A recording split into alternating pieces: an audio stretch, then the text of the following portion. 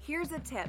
Some machines and online games have higher average payouts than others. Want to try to maximize your odds? Well, do some research online to find games which have the highest RTP or return to player percentage. So now, go get lucky. See you in Las Vegas. Let's get lucky. The two guys that can do it all. Too much electricity this morning. This is a good time. We're having a lot of fun. I had to do a triple take. Ka-ching! Why? Because of parity. I didn't mean to offend. Yeah, it's not going to happen. Load management is a dirty word. Let him rip. You know what? Circumstances provide the results. What? How do you do this once? Oh, Donnie, you've got such a good show there. A network that is booming. The Early Line, only on SportsGrid. The game is on. The stakes are high. But the action isn't just on the field. He's rearranging that rim. Get it inside! SportsGrid's in-game live. Your ultimate second screen experience. Just a little flyer, couple of 15.5-point live line. Every prop, every play, every day. Anything can happen. That's complete chaos. It's smarter to be on SportsGrid.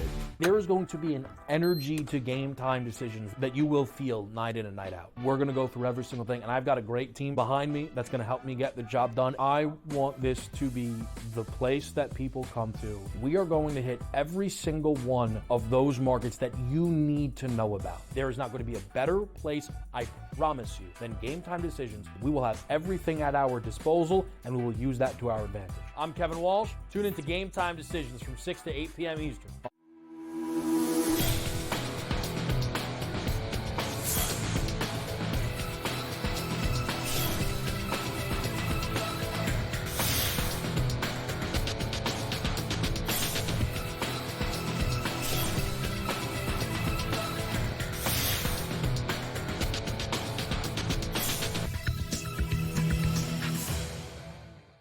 Good morning. Welcome to NewsWire here on SportsGrid. I'm Craig Mish. Happy Tuesday to you as we get closer to the Sweet 16 in the NCAA tournament.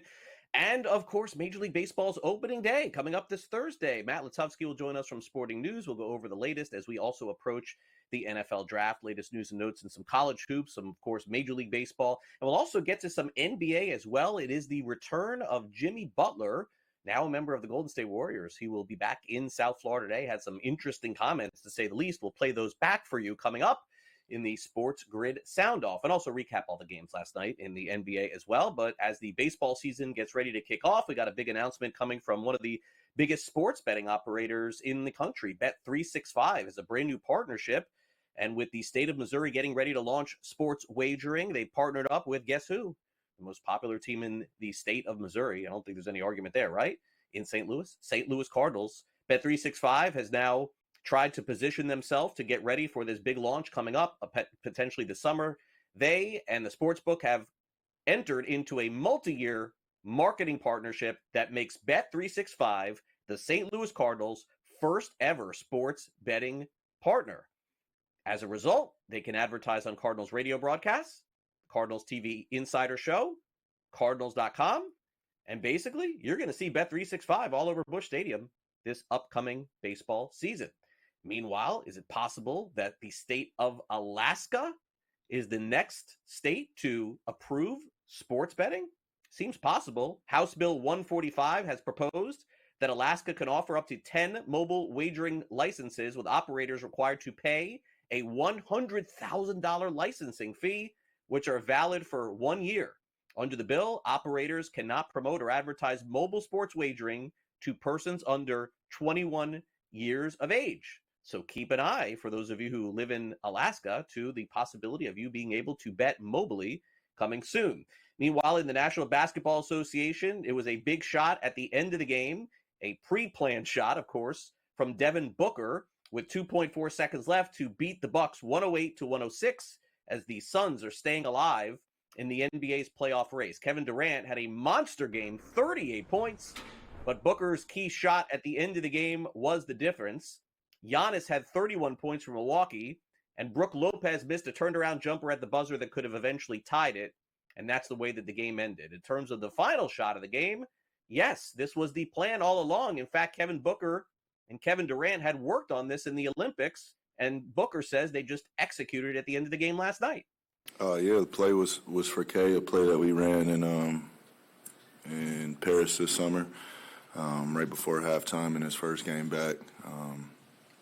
I haven't watched it back yet, so I don't know if they denied him, but, Royce came to me, also set a great screen, and, just hit the shot. You said recently that hanging your hats on the defensive end. How big was that tonight, particularly after the first quarter? Yeah, it was a physical game all the way through, which is what we expected. So, this last few games we've had a lot of success of, picking teams up full court, turning them over, and, playing with pace. Kevin, when you just look at the ability that you're on fire with the three now, but you're getting them in your pocket. It's not like you're having to do a lot with it. You just catching and shooting. Yeah. How big is that when the pass is delivered to you in that way and you're able just to shoot? Yeah, I mean, when Book is drawn to and, he has the vision to see on that backside too, the defense is at his mercy. He can shoot the ball. He can make that interior pass or he can throw out to the wing. And, with the gravity that he draws, that gives me some open shots. And also my teammates' offensive rebounding and getting me threes too. So you just got to stay fundamentally sound when I get them and keep letting them fly. I think right now the Suns are surging toward the playoffs. Meanwhile, where will the Boston Celtics be if they don't have Jason Tatum? That's a question that we may have to ask for the coming days, as he has an ankle injury that he suffered after the game or during the game yesterday. The Celtics did beat the Kings. Final score, 114-95. Domantas Sabonis ended up landing on Tatum's ankle as he came down from shooting a three. He ended up rolling the ankle. Joe Mazzulla, the head coach of the Celtics, afterwards says hopefully some ice and rest can get this thing better. He seems to be doing okay. He's just icing it right now. I didn't see the play, but they made the right calls of flagrant foul, and fortunate that he was able to shoot the free throw and, just taking care of it right now. So, what did you like about the way the guys kind of responded after that, and particularly defensively? It wasn't just that play. I like how they responded really just the entire game. For the second night of a back-to-back to play against a physical team like that. We gave up 20 points in the first, 5 or 6 minutes, and then 75 the rest of the game. And so that team brings out the physicality, and they test you. And I thought our guys did a great job of handling that, just making plays on both ends of the floor. I thought our defense was tremendous, 17-point fourth quarter. So some good stuff, but just like the approach mindset that we have. On a night that Dwight Howard was honored by the Orlando Magic, they end up picking up a win in front of the former Defensive Player of the Year. Franz Wagner and Pablo Banchero give the Magic a 118-106 win over the Los Angeles Lakers. This is even with Luka Doncic playing in the game. He had 32 points. LeBron had 24 points. But the Lakers are now struggling down the stretch. They've lost 7 of their last 10 and have lost 3 games in a row. Nikola Jokic has been out, and the Nuggets have not been winning, although they will get him back soon. Last night, Kobe White had a big game, 37 points for the Chicago Bulls, as they beat the Nuggets by a final of 129-119. In the women's college basketball tournament, a very difficult night for the USC faithful yesterday, as Juju Watkins suffered a torn ACL in USC's 96-59 win over Mississippi State. It is time, basically, for Watkins to have a seat. Going to be out, of course, an extended period of time. Difficult night for her and the head coach, Lindsey Gottlieb, who talked about how the team had to be resilient and fight to win the game.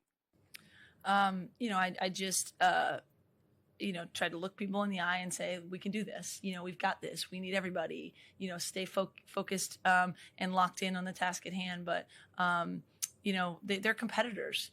And that's what they are naturally want to do, have someone's back. I think they had her back. I think they had each other's back. I think stuck together and had like I said, the fans felt really a part of that too.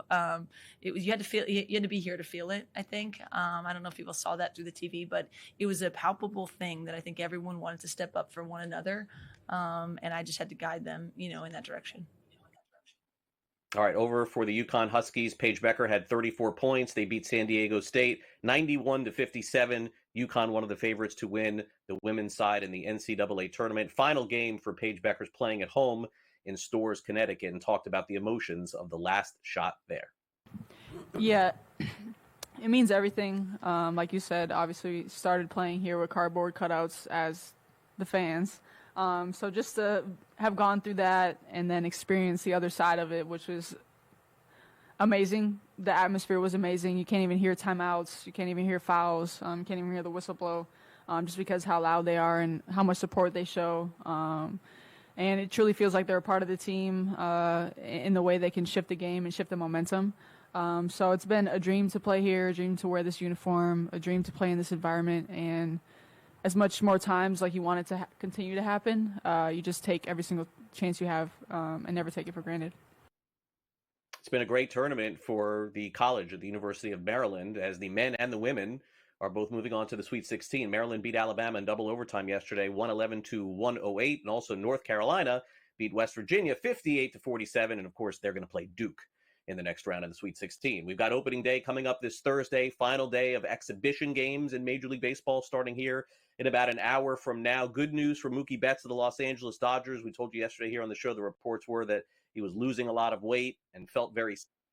In fact, there was some question as to whether or not he would start the season active with the Dodgers. Dave Roberts says he will. Good news there. Also, Blake Snell is going to be home opener starter, taking on Tariq Skubal, a Cy Young Award winner. And Landon Roop, get used to that name if you're a San Francisco Giants fan. He's won the 5th spot in the Giants rotation, Bob Melvin announced yesterday. Coming up next, we dive into the NFL draft. It was pro day in Miami. Did Cam Ward cement the #1 overall pick in the draft? Yeah, that was...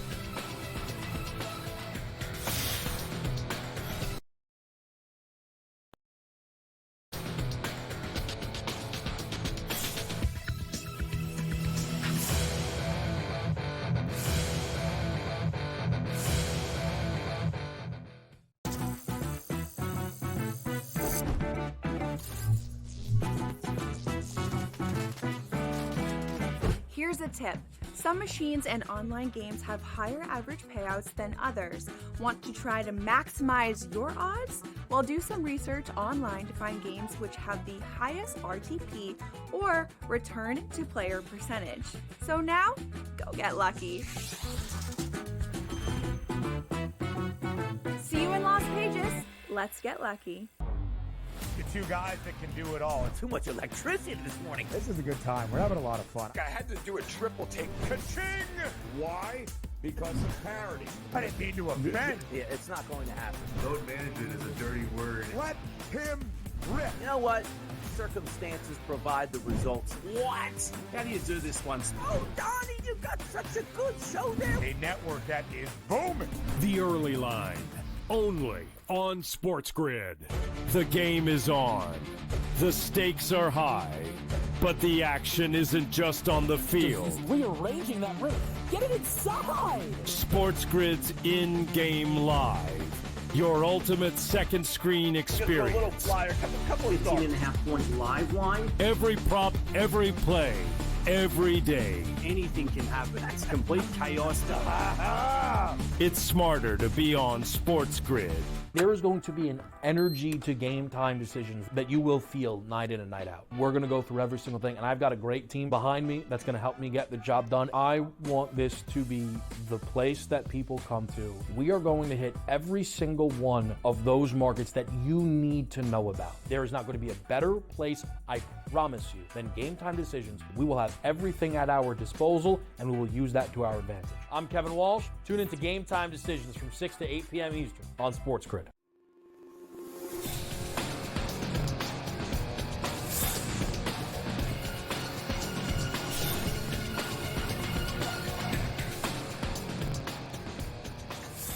Welcome back to NewsWire here on SportsGrid at the University of Miami yesterday. At least the folks that were there were saying that Cam Ward cemented himself as the #1 overall pick in the draft. Let's see if Matt Lutovsky feels the same way. I know Sporting News just released a mock draft, and at least those are the reports here. And again, my timeline a little bit different than yours. You know, Matt living in South Florida, so I'm going to get all the positives here. But Cam Ward not only, by the way, played quarterback, but apparently played some wide receiver there yesterday too. Wasn't afraid to do that. You don't see that very often at pro day. It does seem like all systems are go for him to be the #1 overall pick, and then things get wild, right? Yeah, that's what it seems like. You know, we know that in these drafts, a lot of times whoever is the #1 quarterback will go #1 overall. It's just sort of the way it goes unless it's a particularly down year. And I don't think Cam Ward is necessarily as strong of a number one pick as we've had the past couple of years, or at least that perception was. But he's certainly a worthy candidate. He's dual threat. He's got all the tools everyone looks for. He's a kind of an older quarterback, mature guy. He's been around. I think people know his story by now. So I think teams actually respond to that. They like that. And so whoever has the number one pick, I still think there's a question who's actually going to be making that pick. But whoever it is, if a team trades up, they certainly, will probably be looking quarterback. That's who they're going to want, and that's going to be the target. And like you said, everything he did yesterday just seemed to cement his status as the clear-cut number one quarterback prospect. Didn't do anything to hurt himself. He's been interviewing well this whole time, too, presenting himself well. So I think he's definitely going to go number one. Again, though, who's going to be making the pick? I guess we'll find out. But whether it's the Titans who are there right now, I think we can all agree they probably need a quarterback. And certainly if they stay in that spot, they're going to feel they need one too. Yeah, and then that's where things get interesting too. It's like I sort of see it the same way as you, but more so for the second pick in the draft, because I still do not buy that Shedeur Sanders is going to drop beyond 4, 5, 6, something like that. I don't see that. I mean, this kid is, was maybe considered to be the number one overall pick a month ago. I don't know what happened, but Cleveland is sitting in a spot where that's a team I'm not sure what they're going to do. Beyond that, I see the mock has Abdul Carter, who is fantastic for Penn State, then Travis Hunter and Will Campbell. Seems to be pretty consensus with those five, maybe not necessarily in that order, but I guess that's where we have a difference of opinion, Matt, is just I feel like the 2 pick is where some team jumps up and does something. It could be Cleveland taking him, trading him later, or maybe not, honestly. Maybe they just take him and keep him, but that's the pick that I'm just not clear on. Yeah, I'm not either. I don't think anyone is. Cleveland's in a weird spot where they clearly need a quarterback, and no one's denying that. But there are a lot of questions about whether Shedeur Sanders is worthy of that pick. So if you're Cleveland and you need a quarterback, but you need a lot of other things as well, and you see some of those blue chip, super talented guys like Carter, like Hunter, they're always going to need O-line help. Who doesn't? So they have a lot of options. And if a team falls in love with Shedeur Sanders during this process, you might be able to extract a lot from them. So I think Cleveland's in a really good spot. They're going to get a really good player no matter what they do, as long as they don't feel as if they have to take a quarterback. I don't think they will. I think they're okay going into this season with a little bit of frankly, a mess at quarterback and playing it out, not really being that competitive. That's not fun for their fans, certainly, but they've been through it before, let's be honest. And I think they'll figure it out. So Shedeur Sanders is the wild card of this draft. I don't think there's any question about that. He's going to be the most talked about player in this draft for a variety of reasons. And it's really going to be kind of like a soap opera. There's going to be a lot of intrigue. It's really going to heat up over the next couple weeks. And I think anyone who says they know what's going to happen there or feels strongly about what's going to happen is lying, frankly. I think they're just guessing because there's still a lot up in the air with that situation. And when he actually performs at his pro day, because we really haven't seen him at all this offseason, I think that'll tell us a little bit more too. Yep, definitely so. And recapping your picks 5 through 10 over at Sporting News Mock, McMillan on Arizona was so fantastic in the first half of last year. His numbers were incredible until teams started like double, triple teaming him, and then that ended. Tyler Warren, very high tight end, could get taken in the NFL draft this year. Unstoppable at Penn State. Then Mason Graham, Stewart, edge rusher on A&M, edge rusher on Tennessee. A lot of folks certainly are going to be looking at Warren here to really upgrade the offense. I don't know where the Jets sort of stand, to be honest with you, with all this, but at least we know that they're going to have a great offensive weapon there if they take it. Yeah, that's kind of an aggressive placing. I don't think there's any question about that for a tight end to go that high. He is ultra athletic and he can bring a lot to whatever offense he goes to. We've seen that the past couple of seasons with Sam Laporta a couple years ago, certainly Brock Bowers last year. People are looking at these guys as real weapons, but that is a bit aggressive. There's no getting around that. And McMillan, he's a weird one too, because his sort of stock seems to have been dropping lately. And a lot of the other mocks have him falling. And he ran a sort of mediocre-ish 40 at his pro day. I don't think that was shocking, though. For him, it's more about just the size, the hands, the route running, mixed with the good enough speed, the game speed that's okay. But yet you never know, because sometimes these teams, they get infatuated with a certain prospect, and all it takes is one team to become infatuated with a certain prospect, and he jumps, and it just kind of throws everything off in a draft. We see it happen. It's funny. It happens in fantasy drafts. It happens in real life to some degree too. So those are two real interesting picks, still having them that high, that aggressive. And we'll see, we'll be releasing another mock draft here, a 7-rounder coming up here at the start of April. And we'll see how much that has changed now that we've had more pro days and some more thoughts on some of these guys. Yeah, definitely so. All right. So Matt, here is where I don't know this to be a fact, but I'll say it as a guess. I believe that whatever we're guessing as far as the first round quarterbacks are concerned, if you give me a line, I'm going to bet over. Now, you got to make it fair here. 3.5. I know how this is going to work with Ward, Sanders, Dart, Milroe, Ewers, and Howard. I don't care about the names, Matt. Teams are so desperate. They draft quarterbacks. I got over 3.5. Yeah, over 3.5. That's right where the line is. I mean, I think there's 3 for sure, and it's going to be a question of whether that fourth one sneaks in there. Maybe there will be a fifth, like you said, but I think we're going to get 3 for sure. I think Dart's going in the first round too, and then we'll see how a team feels about Milroe. We'll see how a team feels about Ewers, and it's going to be interesting. But yeah, they can't resist it, can they? They can't help themselves. They got to get those quarterbacks.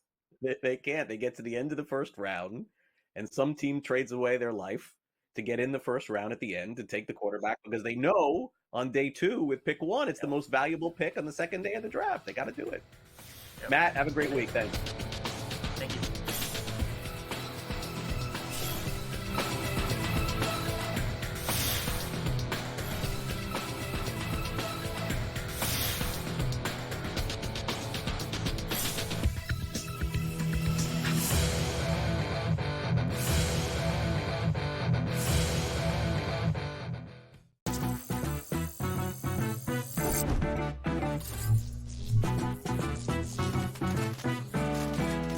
Here's a tip. Some machines and online games have higher average payouts than others. Want to try to maximize your odds? Well, do some research online to find games which have the highest RTP or return to player percentage. So now, go get lucky. See you in Las Vegas. Let's get lucky.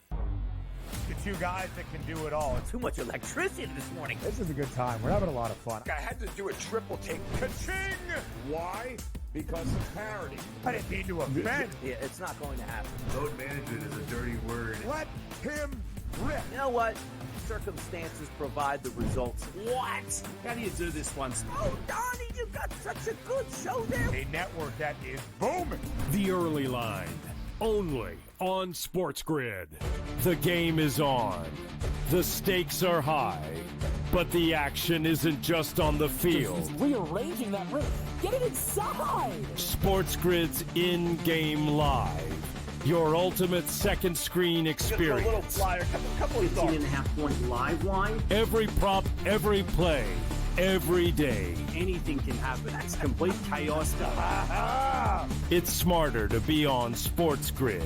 There is going to be an energy to game time decisions that you will feel night in and night out. We're going to go through every single thing, and I've got a great team behind me that's going to help me get the job done. I want this to be the place that people come to. We are going to hit every single one of those markets that you need to know about. There is not going to be a better place, I promise you, than Game Time Decisions. We will have everything at our disposal, and we will use that to our advantage. I'm Kevin Walsh. Tune into Game Time Decisions from 6 to 8 p.m. Eastern on SportsGrid.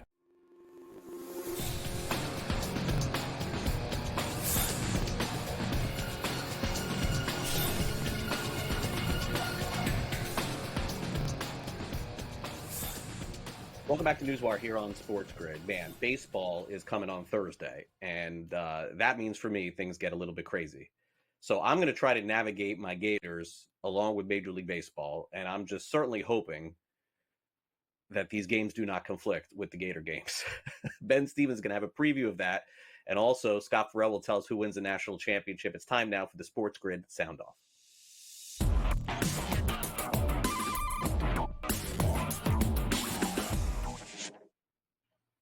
All right, on the subject of my Gators, of course, they are the #1 seed out west. They've had a really hard time getting there. Of course, barely beat Connecticut, and now they face a Maryland team who also had a really hard time getting to the Sweet 16. Here's Ben Stevens with a preview of the West region.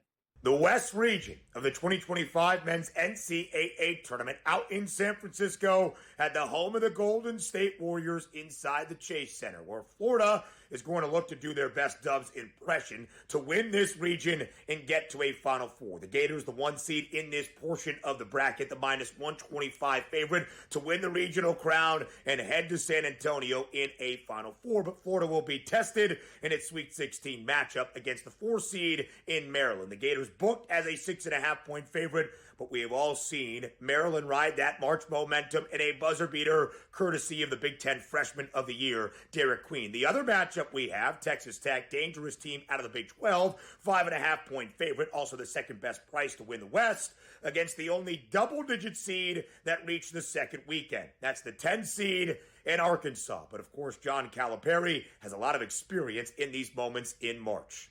Craig, back to you.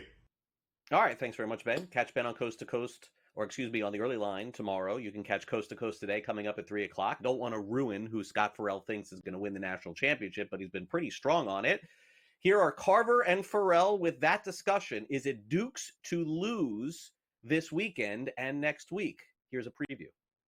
Duke is the favorite, by the way, with 16 teams left to win the whole thing. There it is. Duke, Florida, Auburn, Houston. 4 ones, 4 favorites. And then the only one Tennessee, Alabama. The only one that I think legitimately that I have a problem with is that I think that Michigan State, they've done it before as a number 2 and won the national championship. I think that they are tough enough. The problem I have with them is that I think they're another team that doesn't shoot the ball well. But you know what they're good at is rebounding. So they miss a lot of shots and get the rebound and get a second chance and put it in. And usually they put it in by attacking the rim. They're not an outside shooting team at all. They shoot bricks. But they get rebounds, and then they drive and get and ones and get to the line, and they make free throws, and they get layups and dunks. They're a very, physical team that wants to get to the 10 and the iron, and they crash the glass. To me, their outside game is relative ass. Fair to say there. All right, let's wrap it up with some words of wisdom from the former member of the Miami Heat, now member of the Golden State Warriors, Jimmy Butler, who, of course, spent several years in Miami, last week saying they really didn't accomplish all that much. They'll play a video tribute to him tonight, although I guess anything is possible. Here's Jimmy Butler ahead of tonight's game. This is basketball. It's very simple. I don't have all the emotions that everybody thinks that I'm going to have. Like, it is what it is. I realized that I had some great years here. I've built some incredible bonds with some individuals in the organization, in the city, hell, in the state of Florida. But I'm going in there to hoop. I'm going in there to play basketball. Ain't nothing nobody say, nothing nobody do is going to get me out of character. And nobody got me out of character whenever I was going through what I was going through this entire season with the suspension. It's another day for me. I'm always painted as the bad guy. Like, everywhere I've been, I've always been a problem. So we'll take it. I don't got nothing to say. I'm not mad at being a bad guy. It's all the way that everything is portrayed. Some people talk to the media, some people don't. I've never been one to tell my side of the story to almost anybody. Let everybody think that this is what happened, and we'll ride with it. And then in like a year's time, it's going to be somebody else's fault besides mine. So. Always a problem at the end, wherever Butler goes, but always a great soundbite. Always great for TV and radio and things like that. Yeah, it's not his fault. Never his fault. But either way, Heat have not, let's just call it what it is. The Heat has not done well without Jimmy Butler. Has the Heat won? I think they've lost 9 in a row, 10 in a row. Okay, we'll take a quick time out here on NewsWire. When we come back, we recap the Suns game from last night. Also, can the Celtics hang on if they're missing Jason Tatum for any extended period of time? And which Lakers team are we to believe exists at this point? Is it the team that had such a great start since making the trade with Luka, or the team that struggled over their last 3 weeks? We will ask Dexter Henry that question and a whole lot more when we recap the NBA here exclusively on NewsWire. More to come right after this quick timeout here after the break.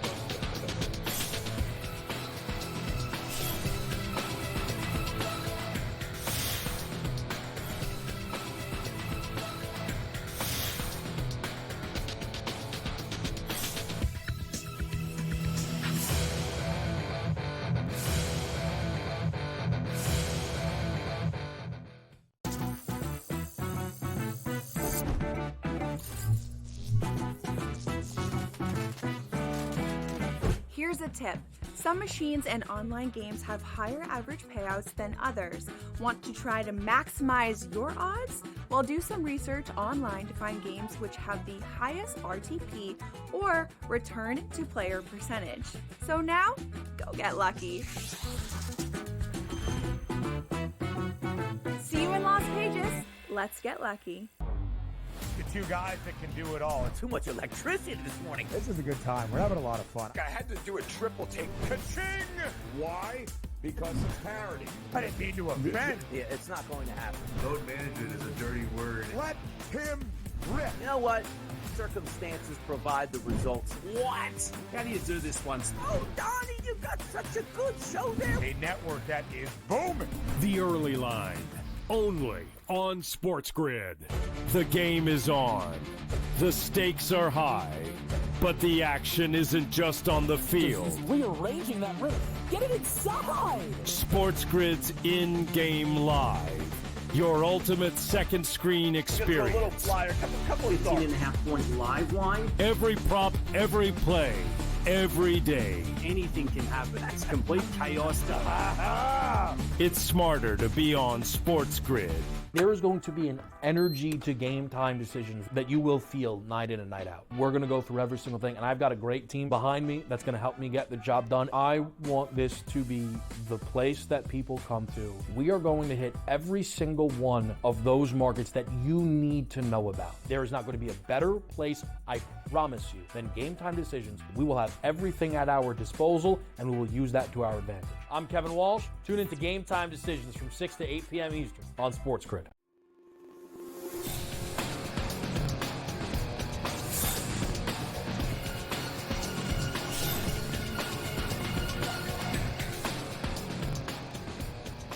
Welcome back to NewsWire here on SportsGrid. Great to have Dexter Henry back in the house, talking some NBA games from last night, maybe previewing a game or two tonight, including the return of Jimmy Butler to Miami, the ultimate revenge game. Before we get there, let's go back. Dexter, thanks for coming on the show once again. I thought it was really interesting. You probably didn't catch this. We played the audio earlier in the show, that the game-winning shot that they had last night with Devin Booker and Kevin Durant, the two of them getting together, and they beat the Bucks 108-106. They had worked on that play in the Olympics, and it just goes to show you, even though the Suns basically are not having the season that they thought they were going to have, they're playing better lately, that a pairing of two of the same teammates in the Olympics really can lead to some good things during the regular season. And if it counts for one win, so be it. It was worth it. Yeah, no, it's worth it. And you're right, Craig. It hasn't been a good season for the Suns, right? But that was a huge win. Make no mistake about it for them last night. Not that they just got the game-winning shot, but it helps keep them in 10th place. Dallas Mavericks have won, who are breathing right down their necks. They are only a half game behind the Sacramento Kings to move up to 9 in the play-in tournament. The Suns seem like they care now. They want to make the play-in tournament. There's been a lot of dysfunction with them all season, but this was a huge win. And, for their superstars to step up in the way they did, Durant responding down the stretch with big shots himself after he had a horrible foul on a 4-point play of Kyle Kuzma. He comes back, hits some big shots. Devin Booker then obviously hits the biggest shot of the game. But you got to like what you're seeing out of the Suns right now, and you hope that they can keep this momentum going into the play-in tournament. And look, they're a dangerous team in the play-in tournament because when you look at the other teams at the bottom of the Western Conference, you got to like their chances with their superstars if they play to their potential to get out of the play-in tournament. I still don't love their roster, Craig, overall, but they do have the potential to get out of the play-in tournament.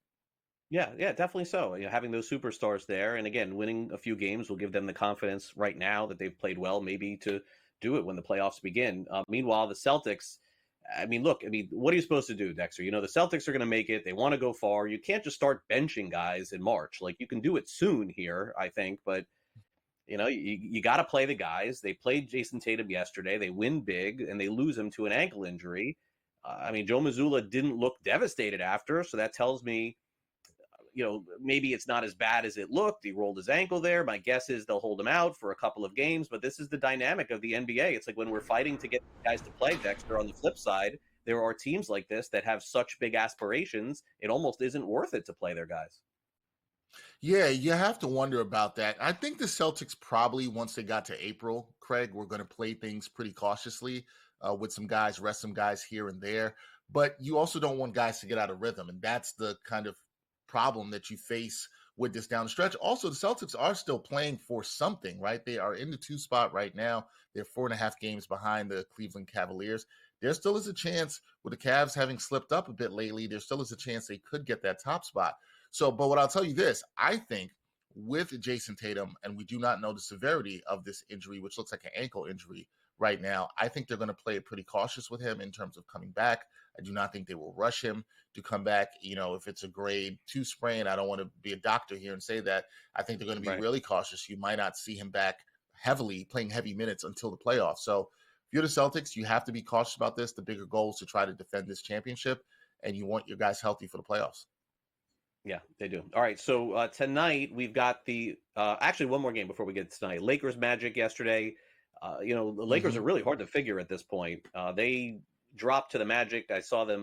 I believe it was honoring Dwight Howard, if I'm not mistaken, yesterday. One of the great players of defensively over the last couple of decades. 118-106, the final. So the Lakers, they make that trade. It's like, Dexter, it's going the opposite as to what we thought. They make the trade. They're instantly much better. And then all of a sudden, it's like what should have happened when they made the trade, which is struggling, some transition points, defense. So, I mean, I assume they'll just right the ship and get it right. I just think that the way that this has gone down is a little bizarre for them.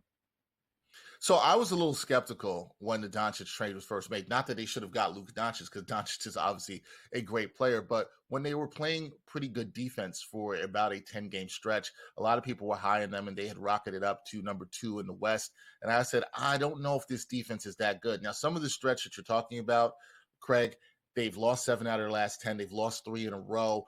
A good amount of this was without LeBron, who was out with the groin injury, but their defense has regressed a little bit. They gave up 118 points last night to the Orlando Magic. And let's be clear, folks, the Orlando Magic are the worst offensive team in the league.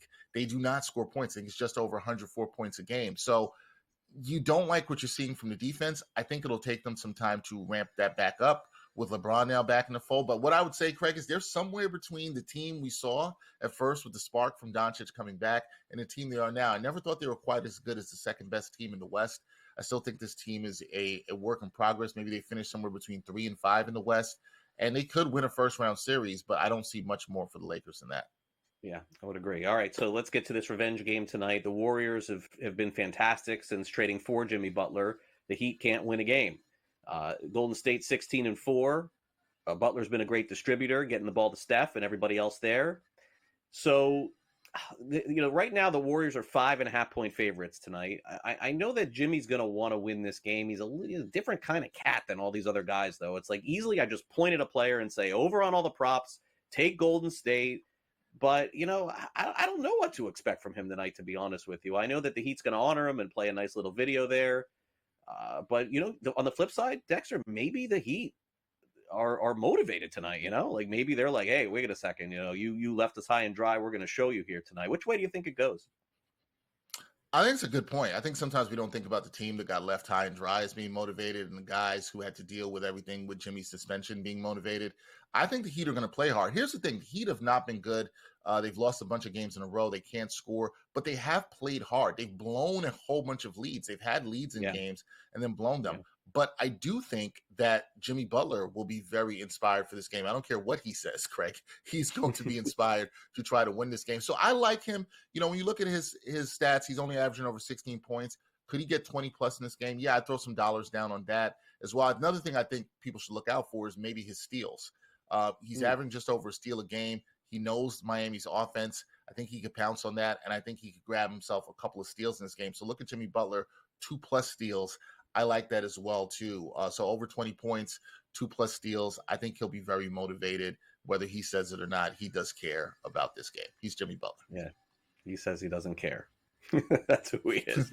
I don't believe him, Craig. I don't believe him. Hard to believe anything there. Okay, so Cleveland, they'll probably get things right. They just haven't played their best basketball in March, which is fine. They've been one of the best teams in the NBA all season long. 6.5-point favorites tonight. Portland playing a little bit better. Total 230.5. Any opinion on this game at all? My opinion is Portland is a kind of team you do not want to play at this time of year. They're dangerous, right? They're a young team with a young superstar who is trying to make his name and play better down the stretch. They've played a lot of teams tough. They're dangerous. I think that is reflected in the line. Cleveland's been floundering a little bit late offensively. You wonder about this team. If Donovan Mitchell doesn't have it going, what do they have? Can you trust other guys to step up? So it's a dangerous game. This one is in Portland. I might take Portland in the points here with the way they've been playing. They're tough. They're scrappy. They rebound well. They hit the glass on the offensive glass extremely well. I'll take Portland in the points here because just Cleveland has not looked right as of late. And on the road, I like Portland to keep this one close. All right, so Portland keeps it close, and I know that Dexter will keep you close by because guess what? As soon as we get through this round of the NCAA tournament, NBA playoffs coming soon. Thanks again for coming on. I know we'll talk more about it. Get closer. Appreciate it. All right, Dexter Henry here with us. Of course, giving out some great insights and good picks as well. I kind of like that Butler steal there. I kind of like that idea there. He does know the offense. Hadn't really factored that in. All right, we'll take a quick time out here on NewsWire. Coming up next, we've got Mark Zinno in the house to preview what's next for the NCAA tournament. We'll preview all of the matchups here on NewsWire on Sports. So stay with us as well. And also don't forget, our coverage of Bracket Central here for the NCAA tournament continues on Thursday. If you want to stream our shows live, you can do it by downloading the Sports app. Just take out your iPhone or Android, scan that thing, and it's been updated to stream even faster. It is the SportsGrid app available again for iOS and Android. We'll be right back with Mark Zinno previewing the Sweet 16 in the NCAA tournament right after these messages. Don't go away.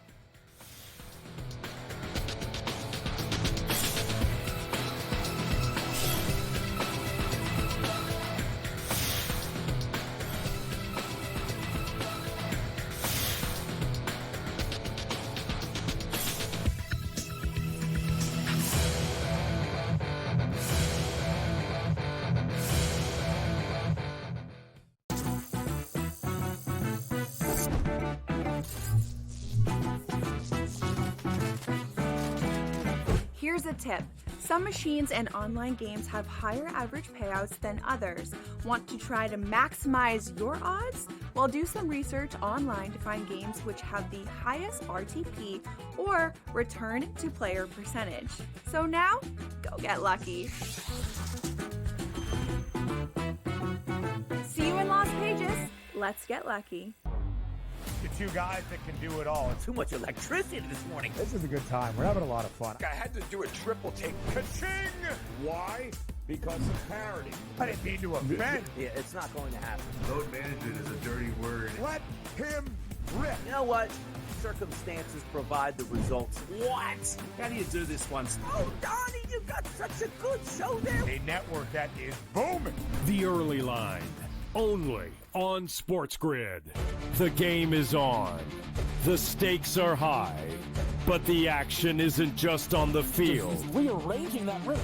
Get it inside! SportsGrid's in-game live. Your ultimate second screen experience. A little flyer, couple of 15.5-point live line. Every prop, every play, every day. Anything can happen. That's complete chaos. It's smarter to be on SportsGrid. There is going to be an energy to game time decisions that you will feel night in and night out. We're going to go through every single thing, and I've got a great team behind me that's going to help me get the job done. I want this to be the place that people come to. We are going to hit every single one of those markets that you need to know about. There is not going to be a better place, I promise you, than Game Time Decisions. We will have everything at our disposal, and we will use that to our advantage. I'm Kevin Walsh. Tune into Game Time Decisions from 6 to 8 p.m. Eastern on SportsGrid.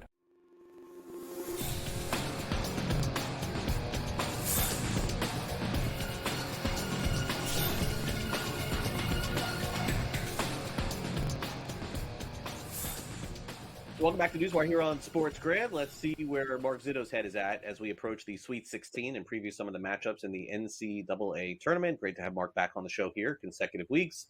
And we'll get to some of the, potential upsets that we could have here. Although I see, Mark, here, interestingly enough, a tweet here from CBS Sports and TNT that this was the highest rated first week of the NCAA tournament in 32 years. So I guess the outcomes of these games didn't really matter. Everybody just still locked into the tournament.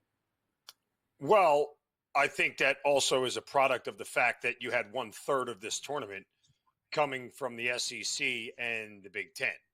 Like, ultimately, 1/3 of the schools playing were major market schools and major towns, and big college towns, and that certainly drew a lot of eyeballs to television sets. Like when you don't get all the mid-majors in and you don't get all the lower-seeded, teams in, and guess what? No one's watching past Thursday or Friday, right? Like it's only when those teams knock the big teams out that people stop tuning out.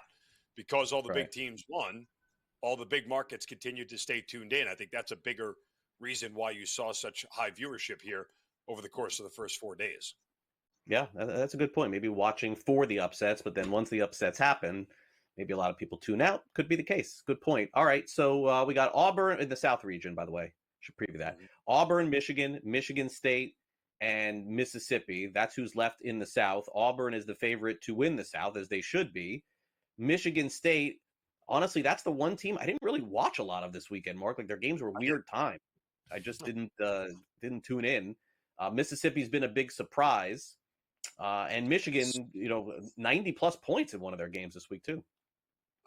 The Ponzi schemes that Michigan needs to end. Michigan fans are going to hate me by the end of this tournament. But, I'm done with this team. They're not that good. They're not. They've won way too many close games. Whatever happened to Texas A&M? Texas A&M was up 60-50 with 13 minutes left in that game, and then got outscored 41-19 down the stretch. Like that is an anomaly of anomalies down the road there for Texas A&M, and so Michigan moves on. I think Auburn actually covers that number, and I said out loud I'm going to continue to bet against Michigan until they lose because I don't think they're that good. That said, you talked about Michigan State.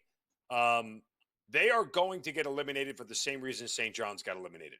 At some point, they're going to have a game where they shoot around 30% or less, and they're not going to be able to recover, no matter how good their defense is. That's the problem because they can't make threes, and that will be an issue for them when it comes to their shooting down the stretch. So I don't think this is the spot where it happens. Believe it or not, I like a first half under between these two teams. They're both playing fairly slow. Michigan State, as I said, can't shoot threes. They're not a great shooting team, and neither is Ole Miss. I don't think they're a great shooting team offensively. I know defensively they're very good, but I question their offense, so I like a first half under there. All right. In the East region, we've got Duke taking on the Arizona Wildcats. I remember last week you were on here saying that was your team potentially to go pretty far in this thing, so they certainly are very much alive in the NCAA tournament. Alabama will take on BYU. Alabama's favorite in that game. Their point guard for Alabama, Sears, is just very, very tough to stop. And, St. Mary's did their best job that they could, just holding the ball constantly as long as they could. But eventually Alabama ended up getting them. So are you going to still roll with Arizona here? Because that would be the biggest upset of the tournament if that ends up happening this week. Yeah, I mean, I never thought it was that big of an upset. I had Arizona coming out of this bracket from the beginning. I think they got the size and athleticism to match up with Duke. They're great inside. They can, neutralize Cooper Flagg from having a huge game. This is really an Arizona team that I think is as complete as any in the nation. I don't know what happened to them with the start against Oregon, why they went down by 12 early and just was very sloppy at the outset. But look how strong they finished that game. Again, Oregon got back in it. They were up by 7 or 8, with about 2 minutes left, and or give credit to Oregon for closing out, to make it a little bit tighter than it should have been. But regardless, I think this is a spot here where Duke gets tripped up. BYU is finally going to be coming back down to earth. What I mean by that is they play in Provo, Utah, which is at high elevation. Their first round matchup was in Denver, also at high elevation. They're going to be coming back down to earth, literally, and I just don't know that their shooting keeps up. This is one of the highest totals we've seen in NCAA tournament history. I like the under because I think BYU gets blown out. At some point in time, BYU's three-point shooting is going to go off. It's going to fall off, and they're not going to have the same numbers they had in the first 2 rounds. Whatever game that happens is the game that they lose. I think it happens here. Okay, fair enough. In the East region, 2 teams that just snuck through to play each other. It's going to be the Gators taking on Maryland, and then Texas Tech, who's also played fantastic, mistake-free basketball, basically, against Arkansas, who not a lot of folks thought would be here. The Gators are also favored to still win the bracket. Was it just a scare, Mark, that they got last week? Do they get Maryland here, and do you think that they could get all the way to the Final Four? It was a scare, but it was an appropriate scare from a 2-time defending national champion. I mean, what did you expect? Did you think that Connecticut was going to roll over and say, hey, this is the number 1 team in the bracket, we may as well call it quits? No, that definitely wasn't happening. But this is a battle-tested Florida team. They're going to go up against a Maryland team that makes threes, defends the 3 very well, and plays a lot of defense. Should be a highly entertaining game. Again, it's something I think that where defenses are going to rule the day. The minute you start getting sloppy with the basketball against one of these other teams, they're going to take advantage of it. So I think teams will be very cautious at the outset of this thing. But, I would probably lean Maryland with the points here. We've seen Maryland when they've lost. The only time they really got beaten soundly was when they took that West Coast trip out there to face Washington and Oregon. Oh, by the way, where are these games being played? All the way out west, which makes me very nervous for Maryland because they did not have a good run of things when they went out to the Pacific Northwest last time. So buyer beware, caveat emptor. All right. I've basically the most popular pick outside of Duke to get to the Final Four felt like it was Houston because of the path that they had here. Do you have any faith in these other teams that they're playing? They're minus 110 to win the bracket. It doesn't seem like this is wide open. If this is the case. Tennessee can beat them. It's just a question of, can Tennessee beat Kentucky for the third lose, or can they beat them for the first time this season, not lose to them 3 times in a row? But Purdue may actually give Houston a little bit of a scare, at least for a half. If you like Purdue, take them in the first half to hang around. All right. Mark, good luck with the brackets this week. We'll see how things go, and we'll talk again next week here on the show for the Final Four. Appreciate you coming on. All right, Mark Zinno joining us from SportsGrid. We'll take a quick timeout. We got some last licks. We'll remember what happened 1 year ago yesterday in spring training for the Birds.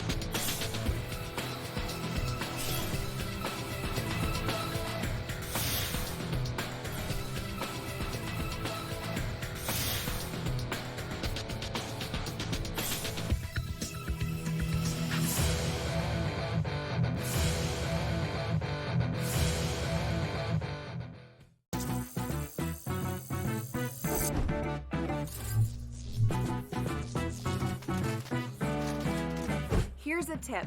Some machines and online games have higher average payouts than others. Want to try to maximize your odds? Well, do some research online to find games which have the highest RTP or return to player percentage. So now, go get lucky. See you in Las Vegas. Let's get lucky. The 2 guys that can do it all. Too much electricity this morning. This is a good time. We're having a lot of fun. I had to do a triple take. Ka-ching! Why? Because of parity. I didn't mean to offend. Yeah, it's not going to happen. Load management is a dirty word. Let him rip. You know what? Circumstances provide the results. What? How do you do this one? Oh, Donnie, you got such a good show there. A network that is booming. The Early Line, only on SportsGrid. The game is on. The stakes are high, but the action isn't just on the field. He's rearranging that roof. Get it inside! SportsGrid's in-game live. Your ultimate second screen experience. A little flyer, couple of 15.5 point live. Every prop, every play, every day. Anything can happen. That's complete chaos. It's smarter to be on SportsGrid. There is going to be an energy to game time decisions that you will feel night in and night out. We're going to go through every single thing, and I've got a great team behind me that's going to help me get the job done. I want this to be the place that people come to. We are going to hit every single one of those markets that you need to know about. There is not going to be a better place, I promise you, than Game Time Decisions. We will have everything at our disposal, and we will use that to our advantage. I'm Kevin Walsh. Tune into Game Time Decisions from 6 to 8 p.m. Eastern on SportsGrid.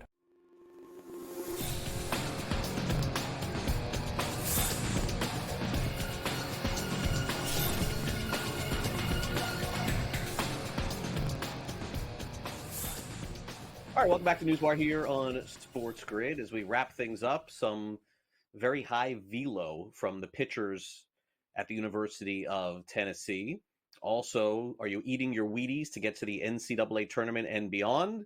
And do you remember what happened in spring training 1 year ago yesterday? Those are some of the topics we're going to discuss as we wrap up this Tuesday edition of the show with some last licks.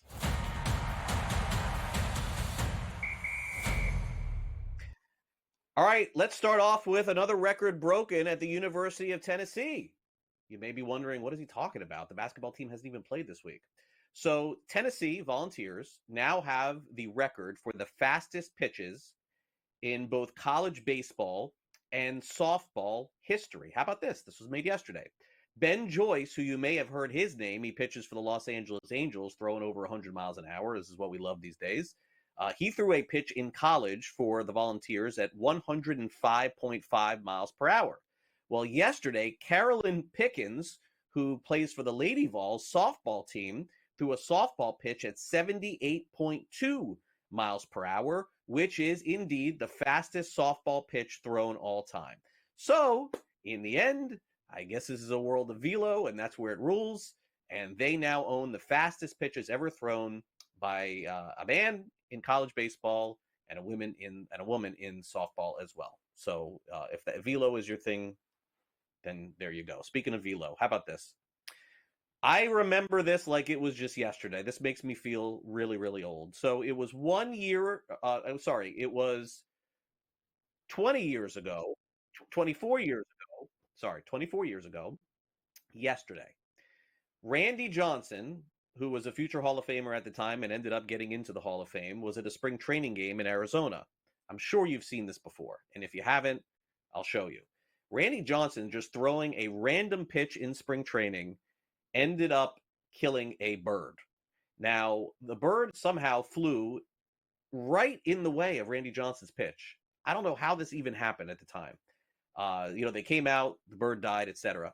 What was really fascinating about this is that Randy Johnson, who was known for being like the ultimate competitor on the mound, did not like talking about this forever, didn't want to talk about it.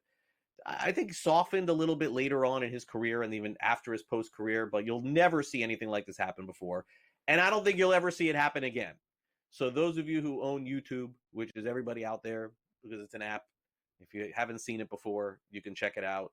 This happened 24 years ago yesterday at a spring training game. Randy Johnson throws a fastball, bird goes in the way, and explodes. All right, finally, are you aware of what the number one cereal is on Amazon Prime right now, or on Amazon? The name of it is Weetabix. If you have not heard of Weetabix, you're probably not alone. If you are living in Kentucky, then you know exactly what I'm talking about, because one of their players was really struggling to find something to eat in the morning. And what they did was they found him this box of Weetabix, which is very similar to Wheaties because this player comes from England. And one of the coaching staff found it, gave it to him, and he credited the reason why Kentucky won and played so well was because he ate his Weetabix. Not Wheaties, Weetabix. So if you go online and you go on Amazon and you take a look at the number one selling cereal right now, the name of it, indeed, is Weetabix. I've never tried this before. By the way, the player's name I should have given is Amari Williams. He is the name of the player who is a big Weetabix fan. Needless to say, it has tripled in sales over on Amazon. If you want to try it, head on over there. I'm not a pitch man for the cereal. I'm just telling you a story here on the show. That'll do it, speaking of which, for our show here today. Thanks again to all of our guests. Thanks to Dexter Henry for coming on the show. In addition, Matt Lutovsky and Mark Zinno. Those were our guests. And thanks, of course, to our director, Luke, and our producer, Frank. As a reminder, coming up next, we've got Smiley Kaufman. He's getting ready for the next big golf tournament, but we're all focused on the Masters, which is just a couple of weeks away. And then followed by that, we got Scott Farrell, 3 o'clock Eastern. Game time decisions tonight.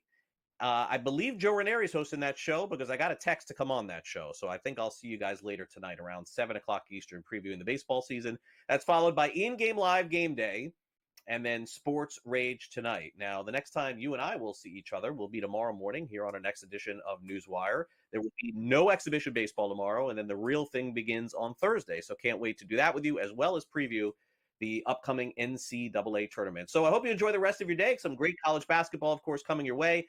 By the way, NIT games tonight. We didn't even talk about that. I believe there are some NIT games tonight, so maybe we'll touch on those as well. Why not? We can do a little NIT. No, still exists. All right. Have a great night.